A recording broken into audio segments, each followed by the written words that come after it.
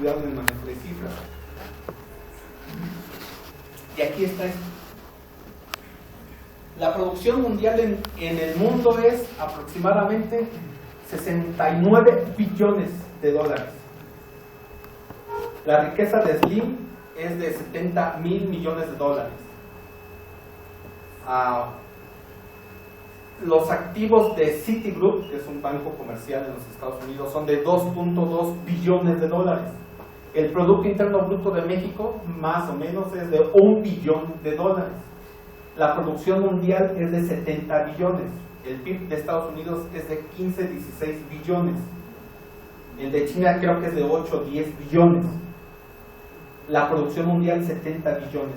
En este mercado se negocian 700 billones de dólares. Un mercado especulativo. No es tangible, pero es capaz de tumbar a cualquier empresa, o a cualquier país, o a cualquier región. Y muchas empresas negocian con esto, privadas. Es su dinero, no me importan las privadas. Es decir, este cuadro lo único que te dice es que las transacciones financieras son, el último dato, 10 veces mayor, un poquito más de 10 veces que el Producto Mundial. Lo que se negocia en los mercados financieros de alto riesgo es 10 veces más de lo que se negocia en la economía real, en las mesas. Estados Unidos, ¿quién es el que especula más? Pues Estados Unidos. O sea, ellos diseñan los instrumentos, ellos lo venden. Pero es que hubo una crisis en el 2007 y que Obama dijo y que no sé qué, no importa, sigue la especulación. Y especulan y especulan, y es que en la tele dijeron, ¿para qué ven tele? Segunda conclusión, no vean tele. La especulación continúa, ellos siguen negociando estos instrumentos, ellos siguen negociando con estos virus, algunos les llaman virus, siguen negociando con estos virus. Su nombre es instrumentos financieros, futuros, opciones, swaps, derivados de crédito, forward, etcétera, etcétera. Todo eso lo tendrían que ver en octavo, noveno, décimo semestre, en alguna especialidad, porque es difícil de comprender, ¿eh? Y norteamericanos siguen negociando, ¿eh? Al día de hoy siguen negociando, los bancos siguen negociando, por lo tanto la especulación continúa. Y es que la crisis nos ha enseñado, es que las crisis son una enseñanza. Sí, sigan creyendo esa historia. Son una oportunidad y todo ese rollo, ellos siguen con lo mismo. Negocian y negocian porque siempre va a haber alguien que les va a comprar. ¿Qué hacen los gobiernos? O sea, hay unos locos que están desestabilizando la economía. ¿Y los gobiernos qué?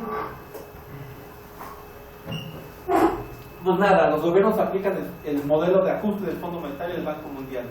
Italia, Grecia, Francia, gran parte de los países europeos,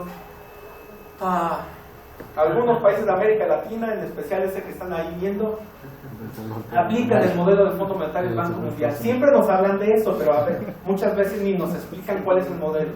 Si no lo conocían, estudiantes que yo ya les di clase ya lo conocen, me disculpan que lo presente, pero es importante, la gran mayoría no. Si no lo conocen, si no saben qué política aplicó Miguel de la Madrid, Salinas, Cedillo, Fox, Calderón y el otro que va a entrar que no ha leído el libro, es este. Yo sé que no lo alcanzan a leer, pero este es el modelo de ajuste del Fondo Monetario y del Banco Mundial.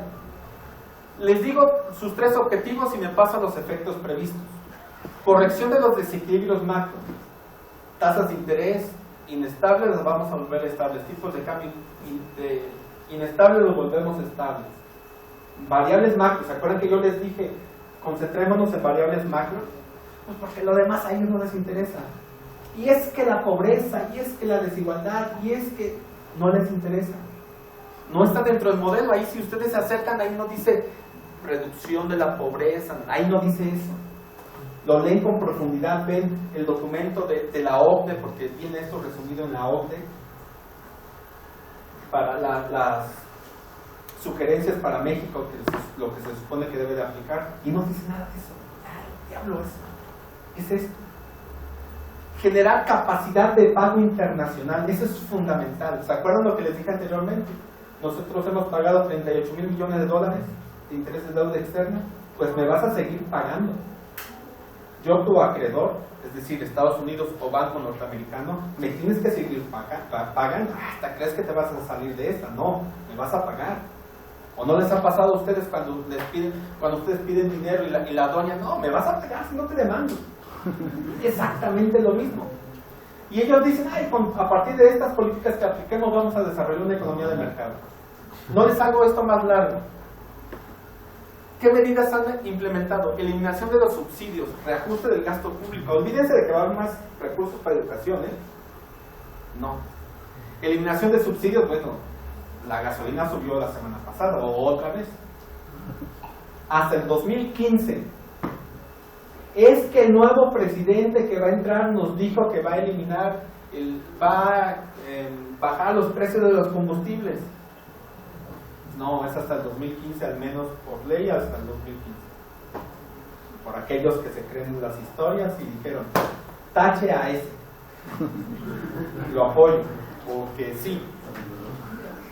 Por ahí dice liberalización y flexibilización del mercado laboral. ¿Ustedes creen que los diputados iban a tener, el gobierno federal iba a tener la capacidad de desarrollar una ley al trabajo? No, ya estaba desarrollada. El Fondo Monetario y el Banco Mundial ya la había, ahí está escrita. Cuando uno lee sus documentos, es lo mismo. Me concentro en lo último. Si tú caminas si ustedes están locos, quiero que te salgas y que te avientes. ¿Qué crees que te vaya a pasar? ¿Qué? ¿Te vas a fracturar, sí o no? Bien. Al aplicar este modelo, el Fondo Monetario y el Banco Mundial nos dijeron desde antes, cuando tú apliques este modelo de política económica, primero, ¿qué efectos vas a tener? Ya ven que cuando tomamos medicamentos, te dice, contraindicaciones. Te baja de peso, pero te desnutres. ¿Qué sé yo? Alguna tontería de esas. Equilibrio macroeconómico. Las variables macroeconómicas son desequilibrio. Vean el gobierno actual. Y los anteriores decían lo mismo. Las variables, finanzas públicas sanas. El señor que está ahorita en Europa. Y es que la estabilidad macroeconómica de México. Contracción del ingreso real. No te hagas. Yo te avisé que tu ingreso real iba a disminuir. Es que, no, te avisamos que iba a disminuir. Moderación del crecimiento. ¿Se acuerdan del título? Que habíamos puesto en un apartado que decía estancamiento, ¿cómo decía? Estabilizador. Bueno, el crecimiento iba a ser moderado. Algo fundamental, nos estaban avisando, como decían los abuelos, desde antes, que la deuda externa se iba a incrementar. La deuda externa se iba a incrementar. El modelo nos estaba diciendo que esa deuda se iba a incrementar. No nos extraña que ahorita esté en 280,000 millones de dólares la deuda externa total.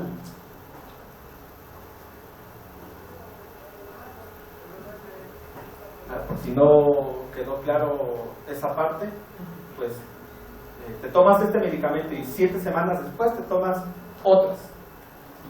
Estás en crisis, modelo coyuntural, y para reforzar todavía estas políticas.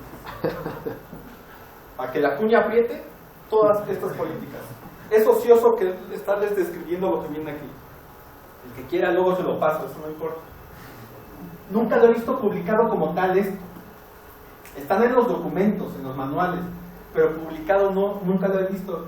Y les decía yo a los muchachos cuando les doy clase, no recuerdo de dónde me lo fusilé esto, pero sé que me lo fusilé de algún lado, pero nunca he encontrado el documento exacto donde me lo fusilé.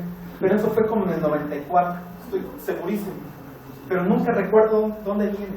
Pero es muy didáctico este cuadro para entender el modelo de ajuste del Fondo Monetario del Banco Mundial. En otras palabras, es muy didáctico para entender la política económica de México desde el 82 al día de hoy. Por si creen que va a haber algo nuevo, no lo va a haber. Y la administración pública y nuestro gobierno de Zacatecas, ¿qué es lo que ha hecho? Hablo porque estamos en Zacatecas, pero es parejo para todos los gobernadores. Pues nada. Pues sí, lo que hacen por eso reiteré, aplican las empresas privadas tal política. Las empresas privadas dicen, no fabrico esto, no contrato gente, mejor me dedico a la ganancia financiera. Y las públicas, o entidades públicas o paraestatales o como le quieran llamar, ¿qué es lo que hacen? Pues ¿qué creen? Que se iban a quedar con los brazos cruzados. ¿Por qué no tengo drenaje? Hablando del gobierno de Coahuila, el dinero que salió para pagar ese financiamiento que han tenido, los 2.600, 2.800 millones de pesos, salió de la tenencia. Por ahí en el rubro de la tenencia dice, y ves que esto va a ser para la educación. Al menos así en Querétaro dice eso. Pagas un porcentaje y va destinado a la educación. En Coahuila no, para pagar deuda externa. ¿Los gobiernos qué hacen? Pues los gobiernos aplican algo que se llama gestión pública. Cuando yo escucho la palabra gestión pública, ya digo, ya nos fregamos. ¿Por qué? Porque va a aplicar el mismo modelo del Fondo Monetario y Banco Mundial, pero ahora para la administración pública. Aplican algo que se llama exoprivatización y después algo que se llama endoprivatización. La exoprivatización es algo muy sencillo de explicar. Vender las empresas públicas. Todo lo que tenga que ver con público, véndelo. Por ahí alguien nos dijo que ya hay que modernizar, porque ahora ya no le llaman privatización, porque es muy feo ese nombre. Ahora le llaman modernización. Tu presidente, que tú elegiste, que no te das vergüenza, ya sabe a quién me estoy refiriendo. Él eligió, dijo que va a modernizar Pemex. No, va a aplicar algo que se llama exoprivatización, que es vender todas las empresas públicas. Después de vender todo de las 1,000 y tantas que había en México, ahora quedan. Alguna profesora me dijo que había como 100. Pues yo la verdad creo que nomás hay como 2. O una y media, o ya realmente ninguna.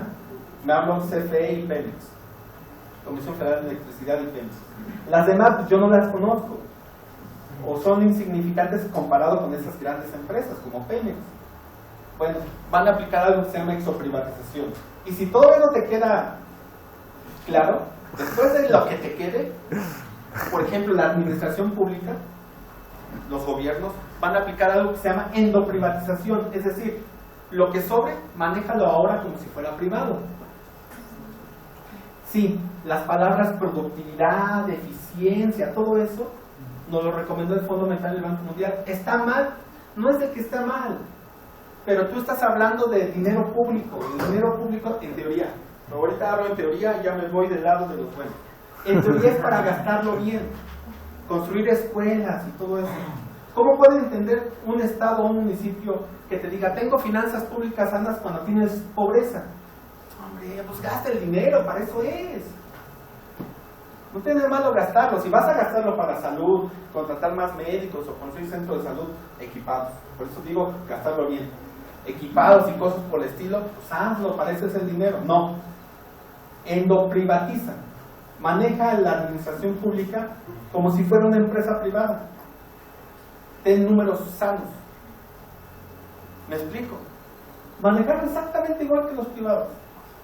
Y por eso ahora los municipios, mira, la gestión pública que hemos aplicado es muy eficiente y voy a despedir a 300 personas. Por 4, 1.200 personas. 300 familias, 1.200 personas. Entonces esas familias ya no van a consumir. Todo el efecto multiplicador que va a tener todo eso, olvídense. Pero eso le llaman eficiencia. La burocracia es mala, nos dicen.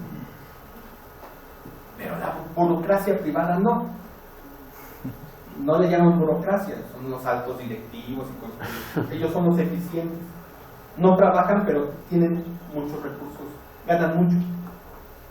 ¿Me explico? Eso ya lo saben. ¿Y qué ocurrió entonces? Me dijeron, y lo empecé a decir, sí, pero nos tenías que hablar de la crisis financiera de hoy de Europa. Pues, ¿qué creen? Que las empresas privadas, como empezaron a hacer negocios de alto riesgo, empezaron a quebrar, pues muy sencillo. Transformaron su deuda privada en deuda pública. El gobierno las absorbió, su endeudamiento. Ahí sí hay intervención del gobierno. Para rescatar empresas sí hay recursos públicos. Para construir refinerías no. ni para hacer más universidades públicas, o para dotar a todas las escuelas normales de todo lo necesario según las características que tenga cada región, como piden los de Michoacán. No, para eso no hay recursos, pero para el rescate de empresas privadas sí. Por eso, ¿se acuerdan lo que habíamos dicho acá? Generar capacidad de pago internacional. Pues sí, tus compromisos los vas a cumplir. Hay que generar capacidad de pago internacional. ¿Y por qué los europeos? ¿Y por qué Grecia tiene los problemas que tiene hoy en día? Pues sencillo, porque le debía a los bancos alemanes. Y los bancos alemanes le deben a los bancos norteamericanos. Pues lo que tienen que hacer los gobiernos europeos y algunos de América Latina es restringir su gasto público para tener recursos para pagarle a los bancos alemanes. Algo muy simple de entender, ¿no? ¿De dónde voy a sacar dinero? Pues el gobierno tiene dinero, siempre hay dinero. México tiene 160,000 millones de dólares en reservas, un poquito más. Entonces sí hay dinero, pero ese dinero sirve para rescatar a lo privado. Había un señor que compitió hace poquito en un país que está al norte de Guatemala y en el sur de Estados Unidos, que decía, es que hay una oligarquía financiera que controla todo. Los poderosos, pues esos son los que van a exigir que haya intervención del gobierno cuando afecten mis intereses, pero para lo demás no. Números. Las viejas crisis en 70-2006 implicaron una disminución en las economías avanzadas del 32% del PIB, etcétera, etcétera, etcétera. El costo fiscal de esa deuda en los países que han sufrido crisis, ahí está reflejado en ese cuadro que ustedes están viendo ahí. Ese cuadro mejor lo traduzco en esto porque se entiende mejor. Época de la posguerra, el porcentaje de la deuda pública era aproximadamente 120% con respecto al PIB. En algunas economías ahora es del 130% con respecto al PIB, la deuda pública. ¿Por qué se incrementa? El problema, aquí en mi acordeón, el problema de la deuda, el problema de la crisis actual es un problema de gasto público, no. Solo que la deuda privada se convirtió en deuda pública, por lo tanto se convirtió en un problema de gasto público. ¿Me explico? El origen del mal no es el manejo del gobierno, el origen del mal es los locos que se metieron en un mercado de alto riesgo. Y como esos locos controlan al gobierno, es decir, las empresas, las grandes empresas, los grandes conglomerados, esos controlan al gobierno, pues dice, ¿sabes qué? Rescátame. En México ha pasado. 94, los bancos comerciales, las carreteras, etcétera, la comercial mexicana, y así sucesivamente. Deuda privada que se convierte en deuda pública. Entonces, para tener dinero seguro, pues tienes que restringir el gasto público. Cuando hablamos de restringir el gasto público, disminuir el gasto público, estás hablando de disminuir el gasto público. Por eso están tan molestos los españoles, no se digan los griegos y las demás habitantes de los países europeos, porque estás hablando de disminución en educación, en salud, en vivienda, problemas en los sistemas de pensiones, etcétera, etcétera, etcétera. Todo lo que les costó mucho trabajo conseguir a los europeos, se lo están queriendo quitar. Y en México, hijo, pues subió la gasolina y nadie dice nada. Yo aquí lo veo todo incipiente. Hay protestas, pero como estoy amenazado, porque si protesto me quitan mi trabajo, primero mi familia y después tú. La teoría del egoísmo. Somos egoístas por naturaleza. Estos datos los acabo de sacar, eso lo saqué ayer porque apenas vi el documento, pero aquí estás hablando de cómo se comporta la deuda con respecto al PIB. Hablemos de España, 60% con respecto al PIB. Es mucho. ¿Se preocupan de España? Japón, 200% con respecto al PIB. Japón no crece. ¿Cuándo va a estallar esa bomba? ¿Quién sabe? Pero va a estallar. Y Estados Unidos, 80-90% con respecto al PIB. Por eso no hay trabajo allá. ¿Y los dónde están? Por ahí uno de esos, ya no me acuerdo si primero es Estados Unidos y después Reino Unido o al revés. Y Inglaterra, esos arrogantes están peor que España con respecto a la deuda pública. Tarde o temprano va a caer Inglaterra, nomás que son muy arrogantes. Entonces tienes problemas en Japón, en Grecia, en Italia, Portugal, Irlanda, Estados Unidos, Islandia, Bélgica. Islandia quebró como país, quebró. Francia, Inglaterra, España y más lo que se acumule. Y México, tenemos problemas de deuda pública, se ha incrementado un montón. Y nadie dice nada. Por cierto, no se habla de esa variable. Si yo tuviera que escoger un gobierno, pues me fijaba sus resultados. ¿Cuáles son tus resultados? Deuda externa más alta, deuda pública más alta y pobreza más alta, con eso es más que suficiente. Más que aquí pasan cosas raras. Y entonces, ya para concluir, las paradojas de la vida. El sur rescata al norte.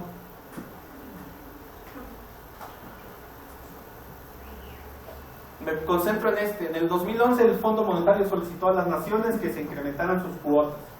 Ejemplo, un país al norte de Guatemala y al sur de Estados Unidos dijo: ahí te van mis primeros 14,000 millones de dólares de nuevos recursos, de recursos frescos para el fondo, para tratar de solucionar la crisis, combatir la crisis. Y un fulano dijo antier, estamos preparados para rescatar a España. A ese que tú elegiste, un poquito más. A ese que tú elegiste, dijo que va a rescatar a España. Eso lo dijo él, entonces yo no estoy diciendo cosas ni porque me caiga mal, él lo dijo: voy a rescatar a España. Hay recursos para rescatar a España, sí, 160,000 millones de dólares en deuda externa, de reservas internacionales. Hay recursos, sí los hay. Esa es la paradoja de la vida: el sur rescata al norte. Es decir, los países subdesarrollados ahora rescatan a los países desarrollados.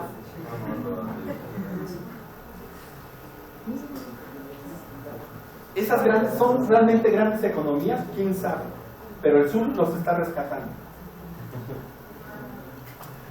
¿Hay alternativas? En teoría sí, o sea, en papel siempre hay. No consumas drogas, te hace mal, no fumes. O sea, la teoría te dice que no debes de fumar porque te hace mal. Te ponen el cigarro, mira, te da cáncer. ¿Hay alternativas? Sí, ahí hay una. Guillén, citando a Furtado, menciona 3: retomar el mercado interno, revertir el proceso de concentración de la renta, eliminar la pobreza extrema, etcétera, etcétera, etcétera. Alternativas hay, lean. Infórmense ustedes por su cuenta. Las hay. Viables. Deseables, sí, viables también. Brasil ha iniciado un proceso, tampoco es la gran economía, hay mucha pobreza, ha disminuido, pero sigue la pobreza. México es una excepción. Bolivia, la oligarquía impide el despegue. Ecuador, que su presidente es un economista, por cierto, es una economía dolarizada. Nosotros tenemos un serio problema, ojo, somos una economía con doble patrón monetario. ¿Qué significa eso? Que las grandes empresas se mueven en dólares, pero te pagan en pesos. La moneda fuerte es la moneda norteamericana y tu moneda débil es la moneda mexicana, en pesos. Entonces es una economía con doble patrón monetario. La población en algunos países exige la participación ciudadana, es muy importante. Tienes que cambiar la política, pues si la receta está mal, pues cambia. O sea, la alternativa la hay, pero desgraciadamente como que me desanimé ya al final, porque esta última renglón lo puse hoy. Pero la verdad, para ser sinceros, tenemos un futuro incierto donde la inestabilidad, pobreza, desigualdad y desempleo van a seguir siendo los que van a predominar. Bajo las condiciones actuales, si todo sigue igual, lo que nos han enseñado en microeconomía, si ceteris paribus, la pobreza, desigualdad van a continuar. En México pues ya perdimos la oportunidad, tal parece, al menos en los siguientes 6 años, no sé después o no sé antes, en el transcurso de esos 6 años. Pero va a seguir igual la misma política, no va a haber ningún cambio, no puede haber ningún cambio, porque el modelo es exactamente el mismo. Esto no se trata de partidos políticos, sino, en mi opinión, En mi opinión no es de partidos políticos, sino modelos de política económica. Y en México el modelo es el mismo. En algunos países se trata de cambiar, ahí menciono, pero hay mucha resistencia. Obviamente los poderosos no se van a dejar. Se está hablando de mucho, estás tocando intereses económicos muy fuertes, de muchos miles de millones de dólares, ya saben. Nocionalmente hablas de un mercado de 70 billones, o sea, no lo puedes imaginar. Imaginas el PIB de México, 1 billón, pero 700 billones, no lo imaginas. No se puede imaginar, y es lo que se está negociando en ese mercado famoso llamado derivados. Y olvídense el mercado laboral, olvídense el mercado de derivados. Eso es la financiarización. Y esa financiarización es lo que provocó la crisis económica hoy. Las economías dejaron de crear empleo, dejaron de crear producto, porque no es negocio. Claro, sí hay producción, no digo que no, sí la hay, pero ya no es un negocio principal. Las grandes empresas se dedican a otro negocio, y los gobiernos pues, se dedican a proteger esas grandes empresas, a restringir el gasto público, entonces no hay inversión en obra pública, ni gasto público, ni nada por el estilo. Las pequeñitas, que antes se autofinanciaban, requieren recursos públicos. No los hay porque pues, hay que pagar la deuda externa. Entonces todo este embrollo va a continuar. Yo no creo que cambie en México, no. En el mundo menos, porque en el mundo el Fondo Monetario Internacional nos dijo que la crisis va a continuar en los siguientes 10 años. Yo digo que no, porque desde el 71 empezó y ya van para 41 años. Entonces, si continúan 10 años más, pues da lo mismo que sean 10 o 20. Entonces, el futuro de muchos de ustedes tal parece que no es muy bueno, si ustedes así lo deciden. Si no hacen nada, si se quedan sentados y nomás van a clases, escuchan a su profesor, no estudian, etcétera, etcétera, etcétera, etcétera, o sea, si continúan con su vida como la que están continuando, va a ser muy, muy desastroso. Pero si se preparan y cosas, ese rollo que siempre echamos cuando damos clase, si estudias bien de veras, la puedes salvar. Pero si crees que estás en la prepa y echas relajo y todo eso, no, les va a ir muy mal, muy mal.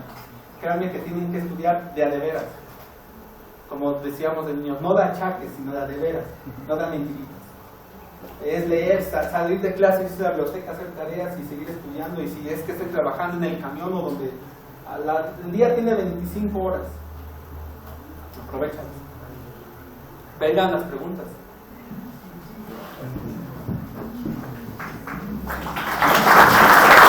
Bueno, la intervención del doctor. Y nos vamos a lo que es las preguntas, cualquier pregunta relacionada a la conferencia que acaba de dar el doctor, y se los responderá. La primera.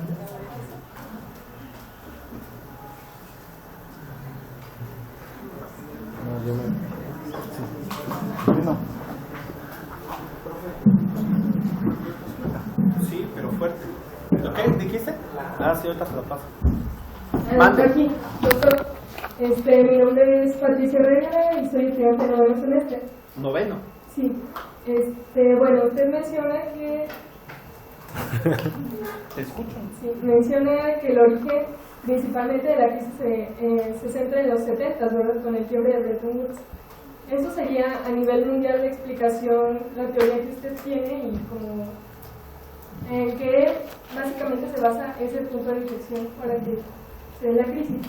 Y otra cosa que me gustaría saber es, bueno, primero me pareció muy interesante la manera en que nos expuso todo el tema, porque es muy entendible y pues me parece que la secuencia también es muy buena y nos lleva a comprender muy bien todo el fenómeno de la crisis.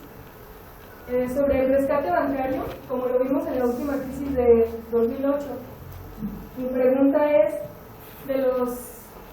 como usted decía, el impacto está básicamente, se pasa de una deuda privada a una deuda pública. Entonces, en este sentido, ¿el rescate nos afecta a los contribuyentes a nivel mundial o somos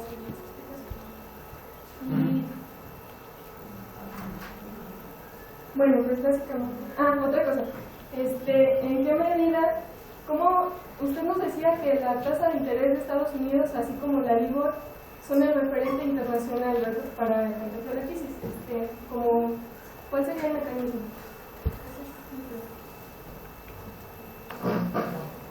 A ver, Nino, yo quiero... No es de que sea una teoría mía eso de la explicación de la crisis. Bueno, sí, muchos hablan de que la crisis inició en el 2001 y cosas así. Yo digo que inició en los 70 porque en ese periodo empezó a tomar el auge del crecimiento. Si recuerdas la gráfica de los derivados, el mercado de derivados empezó a crecer en forma exponencial, curiosamente a partir del rompimiento de Bretton Woods. ¿Especulación había? Sí. ¿Instrumentos derivados había antes de los 70? Sí, pero empezaron a tener mayor auge a partir del 71. Por eso hablo del 71. El rescate bancario se dio, es muy sencillo. Si el poder financiero tiene el control de las economías, imponen gobierno, no solamente en México, a nivel internacional es exactamente igual. No creas que México es el único, no, a nivel internacional es igual. Ellos dicen, pues sabes que tengo serios problemas, necesito recursos ya, porque el prestamista de última instancia no funciona. ¿Quién es el prestamista de última instancia? ¿A quién recurres cuando tienes una deuda? Primero al amigo, al bla, bla, bla, y después a la familia. ¿Y aquí quién era la familia? Pues el Fondo Monetario Internacional, pero el Fondo Monetario Internacional como prestamista de última instancia no ha funcionado. Pues es el último al que recurres. Entonces dices, pues recurro al último de los últimos, al gobierno. Pues el gobierno que me preste. Es más, y de que me preste está entre comillas. En México no. En Estados Unidos lo que sucedió fue que Citigroup pidió $25,000 millones de préstamo y el gobierno dijo sí, con una condición de que me des cierto porcentaje de tus ¿cómo se llaman esas? Acciones. El Citigroup pagó sus $25,000 millones puntualmente y el gobierno ganó algo, las acciones, porque después las vendió. En Europa lo que hicieron fue, necesito recursos, págame. ¿De dónde voy a obtener esos recursos? ¿Tu gobierno? Pues sencillo.